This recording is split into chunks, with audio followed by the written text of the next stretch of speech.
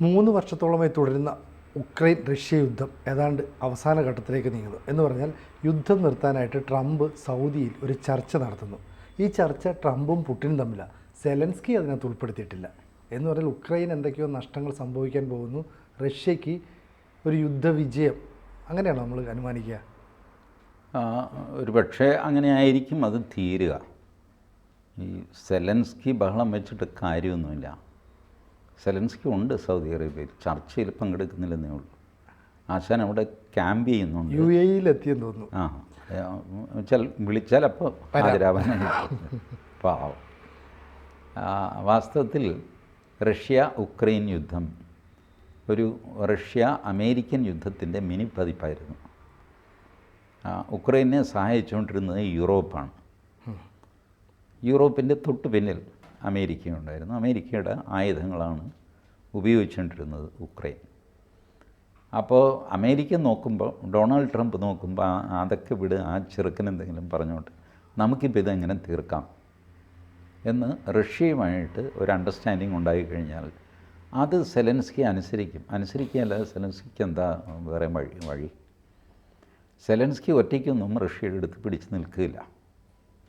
ഇവരൊക്കെ കൂടെ സപ്പോർട്ട് ചെയ്തുകൊണ്ടാണ് ഇത്രയും കാലം സെലൻസ്കി പിടിച്ചു നിന്നത്. എന്നിട്ട് തന്നെ ഒരു 1/3 കൂടുതൽ പ്രദേശം കീവ് അടക്കം റഷ്യ കൊണ്ടുപോയി.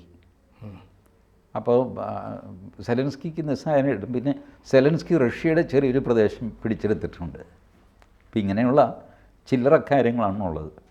കീവ് തിരിച്ചു കൊടുക്കില്ല എന്ന് റഷ്യ പറഞ്ഞിട്ടുണ്ട്. പിടിച്ചെടുത്ത സ്ഥലമൊന്നും ഞങ്ങൾ തിരിച്ചു കൊടുക്കുകയില്ല, ഇനി ബാക്കി പിടിച്ചെടുക്കണോ വേണ്ടോ എന്നുള്ളതിൽ വേണമെങ്കിൽ നമുക്ക് തീരുമാനിക്കാം. അതൊക്കെയാണ് നെഗോസിയേഷൻ.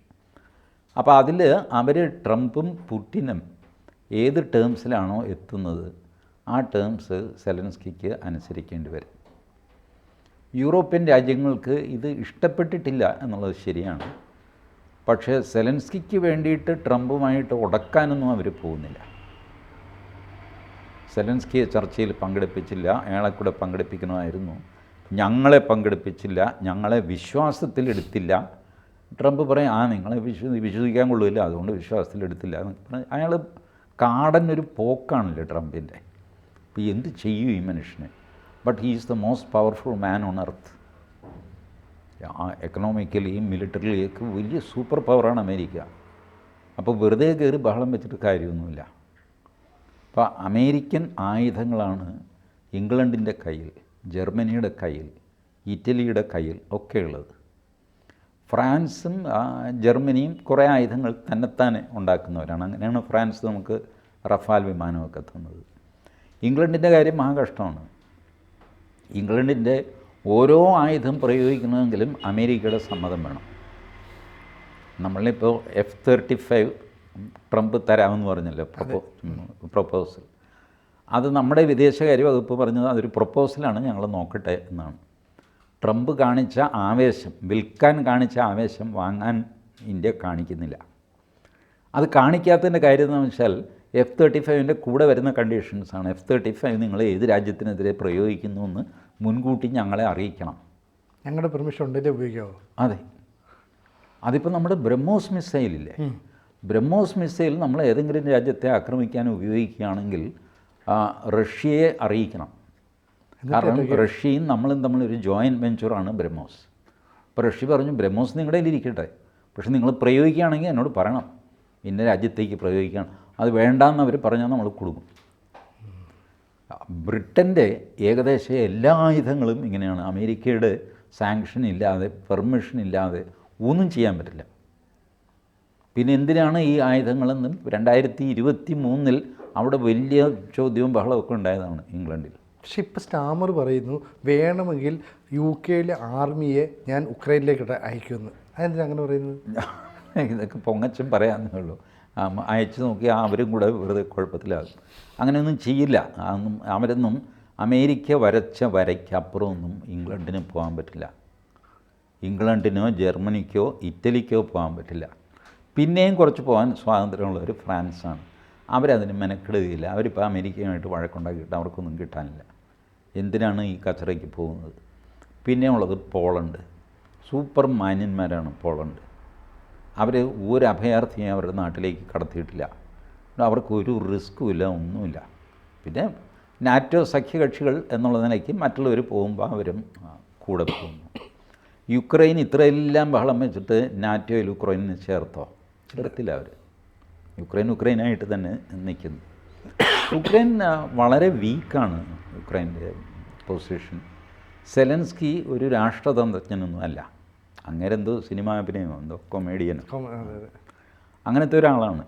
ഒരു രാഷ്ട്രതന്ത്രജ്ഞനോ അങ്ങനെ ഒരു ദീർഘവീക്ഷണമോ അങ്ങനെയൊന്നും ഇല്ല സെലൻസ്കിക്ക്. ബട്ട് സെലൻസ്കി ഇത്രയും പിടിച്ചു നിന്നത് യൂറോപ്പ് സപ്പോർട്ട് ചെയ്തു, അമേരിക്ക സപ്പോർട്ട് ചെയ്തു, അതുകൊണ്ട് പിടിച്ചു നിന്നു. ഇപ്പോൾ ഈ ഉക്രൈനിൽ മിനറൽസിൻ്റെ വലിയൊരു നിക്ഷേപം ഉണ്ടെന്നൊക്കെ കണ്ടെത്തി. അപ്പോൾ അമേരിക്കയ്ക്ക് ഇത് മനസ്സിലായി. അമേരിക്കയിലെ കമ്പനികൾക്ക് അവിടെ ഇൻവെസ്റ്റ് ചെയ്താൽ കൊള്ളാമെന്നുണ്ട്, ലാഭം കിട്ടുമല്ലോ. അങ്ങനെയാണെങ്കിൽ ഈ പറയുന്ന ഉക്രൈൻ്റെ 25% സ്ഥലം റഷ്യയുടെ കയ്യിലുണ്ട്, അത് അവിടെ തന്നെ ഇരുന്നോട്ടെ, ബാക്കിയുള്ള സ്ഥലമൊക്കെ ഞങ്ങൾ സംരക്ഷിക്കാമെന്ന് പറഞ്ഞിട്ട് അമേരിക്ക ആർമി അങ്ങോട്ടേക്ക് അയക്കും സംരക്ഷിക്കാനെന്ന് പറഞ്ഞിട്ട്. ഇല്ല, ആർമി അയക്കില്ല. ആർമി അല്ലാതെ തന്നെ അവർക്കിത് മിനറൽസോ എന്ത് സാധനം വേണമെങ്കിലും എടുക്കാം. സെലൻസ്കിയുടെ ഇപ്പോഴത്തെ അവസ്ഥ നോക്ക്. സെലൻസ്കിക്ക് വേണ്ടി ഇവർ കൊടുത്ത ആയുധങ്ങൾ, മറ്റ് സന്നാഹങ്ങളെല്ലാം, ഇതിനെല്ലാം യൂറോപ്പും അമേരിക്കയും എണ്ണി കാശ് മേടിക്കും. ഇയാളിൽ കൊടുക്കാൻ കാശില്ല. അപ്പോൾ പറയും, എന്നാൽ നിങ്ങളുടെ മിനറൽസ് ഞങ്ങളെ ഏൽപ്പിച്ചാൽ, ആ ഏരിയ ഏൽപ്പിച്ചാൽ മതി, അവിടെ ഞങ്ങൾ കുഴിച്ചോളാം. ഇങ്ങനെയാണ് ഇത് ചെയ്യുന്നത്.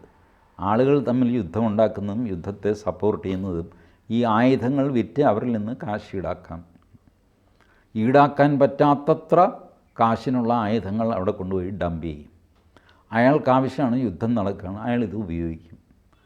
പിന്നീട് യുദ്ധമൊക്കെ കഴിയുമ്പോൾ ഇവർ കാശ് തിരിച്ചു ചോദിക്കും. അങ്ങേരുടെ ഇല്ല, സാരമില്ല, ഞങ്ങൾ കുഴിച്ചെടുത്തോളാം കാശ്. ഇങ്ങനെയാണ് അത് ചെയ്ത്. ഇതൊക്കെ അമേരിക്കയും യൂറോപ്യൻ രാജ്യങ്ങളും ചെയ്യും, ഒരു കരുണയുമില്ലാതെ ചെയ്യും. അവർ കൊള്ളയടിക്കാൻ ഇനി വല്ല രാജ്യവും ബാക്കിയുണ്ട്. ഈ അമേരിക്ക എന്ന് പറയുന്ന സ്ഥലത്തും തന്നെ യൂറോപ്യന്മാർ പോയി കയ്യേറി കൊള്ളയും കൊലയും നടത്തി ഉണ്ടാക്കിയ സാധനമല്ലേ അമേരിക്ക. അവിടുത്തെ ഒറിജിനൽ ആൾക്കാരെവിടെ? ഇൻക, മായ 2 സംസ്കാരങ്ങളെ കംപ്ലീറ്റ് തുടച്ചു മാറ്റി. റെഡ് ഇന്ത്യൻസ് എന്ന് വിളിക്കുന്നവരെ റിസർവേഷനിലേക്ക് മാറ്റി താമസിപ്പിച്ചു. ഇപ്പോഴും അവർക്ക് പൊതുരംഗത്ത് വരാൻ അവകാശമില്ല, ഒരുപാട് റെസ്ട്രിക്ഷൻസാണ്. അത് കഴിഞ്ഞിട്ട് അവർ വലിയ മനുഷ്യാവകാശമൊക്കെ നമ്മളോട് പ്രസംഗിക്കും അമേരിക്ക. ഇത്രയും ക്രൂരന്മാർ യൂറോപ്യന്മാരെ പോലെ, യൂറോപ്യന്മാർ ഞാൻ പറയുമ്പോൾ യൂറോപ്യന്മാർ പോയി കുടിയേറിയ അവിടെ അക്രമം കാണിച്ച സ്ഥലങ്ങളുണ്ട്. അമേരിക്ക മാത്രമല്ല, കാനഡ അങ്ങനെയാണ്, ഓസ്ട്രേലിയ അങ്ങനെയാണ്. ഓസ്ട്രേലിയയിലെ അബോറിജിൻസ് അവരും ഇതുപോലെ ആക്രമിക്കപ്പെട്ടു ഓടിക്കും, അവർ കാട്ടിലേക്ക് ഓടി. അങ്ങനെയൊക്കെയാണ് യൂറോപ്യന്മാർ ഓസ്ട്രേലിയ സൃഷ്ടിച്ചത്. ഒരു കാലത്തും മാന്യന്മാരായിരുന്നില്ല ഇവർ, ബാർബേറിയൻസ് ആയിരുന്നു യൂറോപ്യന്മാർ. എന്തും ചെയ്യാൻ മടിയില്ലാത്തവർ. ഭാരതത്തിൽ എന്തൊക്കെയാണ് കാണിച്ചു കൂട്ടിയത്? 2 നൂറ്റാണ്ട് കൊള്ളയടിച്ചതിന് കൈയും കണക്കുമുണ്ട്. ഇങ്ങനെ ചെയ്യുന്നവരാണ്. അവർക്ക് സെലൻസ്കിയോടും ഇതില്ല, പുടിനോടും ഒന്നുമില്ല. പുടിൻ ഇത് നന്നായിട്ട് അറിയാം. അത് പഴയ സോവിയറ്റ് യൂണിയനല്ല. സംഭവം പുടിനൊരു അപ്രമാദിത്വമുള്ള അവസ്ഥയാണ് റഷ്യയിൽ കുറേയേറെ കാലമായിട്ടുള്ളത്. അതുകൊണ്ട് പുടിൻ വിചാരിച്ചാൽ റഷ്യ കൺട്രോൾ ചെയ്യാൻ പറ്റും.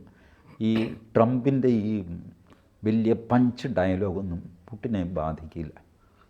അങ്ങേര് പഞ്ച് ഡയലോഗ് അടിക്കാനും പോകാറില്ല, ചെയ്യാനുള്ളത് അങ്ങ് ചെയ്യും. അയാളുടെ സ്വഭാവവും ചൈനയുടെ ഷീ ജിൻപിങ് നോക്കും. ഷീ ജിൻപിങ് പഞ്ച് ഡയലോഗ് പറയുന്നത് കേട്ടിട്ടുണ്ടോ? നോ. പക്ഷേ China is everybody is afraid of China. ആ ഷീ ജിൻപിങ് അച്യുതാനന്ദനം പോലെ വാചകടിച്ചിട്ടൊന്നുമല്ല. അതിൻ്റെ ആവശ്യം ഞങ്ങൾക്ക് എല്ലാവരും ചെയ്യുകയില്ല. അനാവശ്യമായിട്ട് പത്രക്കുറിപ്പ് ഇറക്കുക, പരിപാടി ഒന്നുമില്ല. മീഡിയ ആയിട്ട് ഇൻട്രാക്ഷൻ ഇല്ല. പുടിൻ്റെ കുറേ വിഷ്വൽസ് അല്ലാതെ പുടിൻ ആരോട് സംസാരിച്ചിട്ടുണ്ട്? അത്യപൂർവമാണ് പുടിൻ്റെ സംസാരിക്കുന്ന വീഡിയോ കിട്ടാൻ. അപ്പോൾ ഇവർ സൗദി അറേബ്യയിൽ വെച്ച് ചെയ്യുന്നു എന്ന് പറഞ്ഞു കഴിഞ്ഞാൽ സൗദി അറേബ്യയുടെയും ഒരു ബാക്കപ്പ് അതിനുണ്ട് എന്നാണ് അർത്ഥം. അവർ ഇൻപുട്സൊന്നും കൊടുക്കുന്നുണ്ട്. ബട്ട് നമ്മൾ തമ്മിലുള്ള ഡിസ്പ്യൂട്ട് ഒരു പ്രത്യേക വീട്ടിൽ വെച്ച് ചെയ്യാമെന്ന് പറഞ്ഞാൽ ആ ഗൃഹനാഥന് ഈ ഡിസ്പ്യൂട്ട് തീരണം എന്നൊരാഗ്രഹമുണ്ട്. അതുകൊണ്ടാണ് ഇവിടെ ഇരുന്ന് സംസാരിച്ചു, ചായ ബോണ്ടയൊക്കെ ഞാൻ റെഡിയാക്കി തരാം എന്ന് പറയുന്നത്. ഇതാണ് സൗദി അറേബ്യ ചെയ്തിരിക്കുന്നത്. Saudi Arabia is sending a signal that we are for the solution whatever it may be. അല്ലെങ്കിൽ സൗദി അറേബ്യയ്ക്ക് പറയുന്നത്, നിങ്ങൾ 2 പേരും കൂടെ ഇവിടെ വന്ന് എല്ലാം കൂടെ എൻ്റെ തലയിലായിരുന്നു, നമ്മളെ ഒഴിവാക്കണം എന്ന് പറഞ്ഞിട്ട് വേറെ സ്ഥലത്ത് പോകാൻ പറയും. ഇവർക്കിരുന്ന് സംസാരിക്കാൻ സൗദി അറേബ്യ തന്നെ വേണമെന്നില്ല. Why they chose Saudi Arabia? Because that sense A signal. Saudi Arabia ഇതിന് ഫേവറാണെന്ന് പറഞ്ഞാൽ UAE ഫേവറാണ്, ഖത്തർ ഫേവറാണ്, ഒമാൻ ഫേവറാണ്. ആ ഗൾഫ് കൺട്രീസ് എല്ലാം ഇതിന് അനുകൂലമാണെന്ന് വരും. യൂറോപ്പാണെങ്കിൽ 1-2 അഭിപ്രായങ്ങളൊക്കെ പറഞ്ഞ് ഞങ്ങളെ ചേർക്കാതെ അതെങ്ങനെ സെലൻസ്കി വേണ്ടതെന്നൊക്കെ ചോദിച്ചതല്ലാതെ കാര്യമായിട്ട് യൂറോപ്പൊന്നും ഇടപെട്ടില്ല. ഇടപെടാനും അവർക്ക് എന്ത് ചെയ്യാനാണെന്ന് അമേരിക്കൻ പ്രസിഡൻറ്റ് തോന്നിയാസം കാണിച്ചാൽ ചോദിക്കാൻ വലിയ പ്രയാസമാണ്. ചോദിച്ചവൻ അവിടെ ചോദിച്ചുകൊണ്ടിരിക്കുക, അയാൾ മൈൻഡ് ചെയ്യില്ല. That is the might of American president. അപ്പോൾ സെലൻസ്കിയെ മാറ്റി നിർത്തി പുടിനുമായിട്ട് പുള്ളി ഒരു ധാരണയുണ്ടാക്കുക. ആ ധാരണ സമ്മതിക്കാനായിട്ട് പിന്നെ സെലൻസ്കിയെ ഫോഴ്സ് ചെയ്യുക. അവസാനം നിവൃത്തികേടുകൊണ്ട് സെലൻസ്കി സമ്മതിക്കും. പിന്നെ സെലൻസ്കിക്ക് ഗുണകരമാകുന്ന ഒരു സാധനം ഈ കരാറിലുണ്ടാവും. അതൊന്ന് ഒരു 10 സെൻറ്റ് സ്ഥലം അല്ലെങ്കിൽ 20 സെൻറ്റ് സ്ഥലം അതും കൂടെ തന്നേക്കാൻ ഞാൻ പുടിനെ പറഞ്ഞ് മനസ്സിലാക്കിക്കൊള്ളാം, തനിപ്പാടങ്ങുന്നു. അപ്പോൾ സെലൻസ്കി അത് വെച്ചിട്ട് ഞാൻ പുടിൻ്റെ കണ്ടീഷനൊന്നും സമ്മതിച്ചില്ല, ഞാൻ 200 ഏക്കർ സ്ഥലം വേറെ വേണമെന്ന് പറഞ്ഞു. അത് ട്രംപ് സമ്മതിച്ചു. പുടിനും അത് സമ്മതിക്കും. കാരണം ഇവർ തമ്മിലുള്ള ധാരണയിൽ ഇതിങ്ങനെ വരുമല്ലോ. കാര്യം അല്ലാതെ മുറുകി കഴിയുമ്പോൾ നമുക്ക് മറ്റേ ചെറിയൊരു ദ്വീപും കൂടെ കൊടുത്തേക്കാം. അപ്പോൾ അയാൾക്കൊരു അത് കൊടുക്കാം, അത് കയ്യിൽ വെച്ചോ. നെഗോസിയേഷനിൽ ഇങ്ങനെ പല രീതിയിലാണല്ലോ ചെയ്യുന്നത്. സിനുജി ജയിച്ചു എന്ന് സിനുജിക്കൊരു ഫീലിംഗ് കിട്ടത്തക്ക രീതിയിൽ യൂസ്ലെസ്സായ ഒരു കൺസെഷൻ ഞാൻ സിനുജിക്ക് തരും. അപ്പോൾ ഇതിൽ കൂടുതലൊന്നും കിട്ടാൻ പോകുന്നില്ല എന്ന് മനസ്സിലാക്കിയിട്ട് സിനുജി ഞാൻ ജയിച്ചേ എന്ന് പറഞ്ഞിട്ട് ഈ യൂസ്ലെസ് സാധനം വെച്ച് ആഘോഷിക്കും. ഇങ്ങനെയാണ് ഇൻ്റർനാഷണൽ ഡിപ്ലോമസി കളിക്കുന്നത്. അതാണ് ഇപ്പോൾ നടക്കുന്നതെന്ന് ഞാൻ കരുതുന്നു. പിന്നെ അനുനിമിഷം മാറിക്കൊണ്ടിരിക്കുകയാണ് ഇപ്പോൾ. അതുകൊണ്ട് പഴയ പോലെ നമുക്കൊരു കാര്യം ഇന്ന രീതിയിൽ പോകും എന്നൊന്നും പറയാൻ പറ്റില്ല. കൂടുതൽ വാർത്തകളും വിശേഷങ്ങളും നിങ്ങളിലേക്ക് എത്താൻ ABC മലയാളം സബ്സ്ക്രൈബ് ചെയ്യുക, ബെൽ ബട്ടണും അമർത്തുക.